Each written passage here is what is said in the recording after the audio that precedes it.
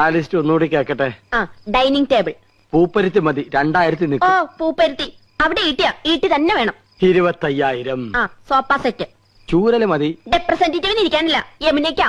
Cushion തന്നെ വേണം, കുതിച്ചു പോകണം. അതിന് കുതിരപ്പുറത്ത് കയറിയ പോലെ. തമാശകള കൂട്ട്. 25,000. ബ്രിഡ്ജ്. പാലോ അതും വേണോ? അവർക്ക് നടന്നു വന്നാ പോരെ? അതല്ലെന്ന്, തണുപ്പിക്കുന്ന ഒരു സാധനം ഇല്ലേ?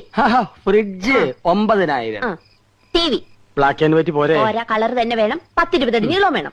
10-20 അടി നീളോ? ഇഞ്ചായിരിക്കും. ഇഞ്ചെങ്കിൽ ഇഞ്ച്. ഒയറില്ലാത്ത ഫോൺ അതൊരെണ്ണം മതി. മൊബൈൽ. മൊബൈല് ഒയറില്ലാത്തോണ്ട് അതിന് വില കുറവായിരിക്കും. ഇനി അയ്യോ, ഇനി മടക്കല്ലേ, ഒടിഞ്ഞു. തൽക്കാലം ഇത്രയൊക്കെ മതി. മതി. ഇനി ഇതിന് പണം ഉണ്ടാക്കാനുള്ള വകുപ്പും കൂടി പറഞ്ഞു തന്നെ. മൊത്തം പണം കൈ വെച്ചോണ്ടാണോ എല്ലാരും ഇതൊക്കെ മേടിക്കുന്നത്? ഇൻവെസ്റ്റ്മെന്റ് വാങ്ങണം.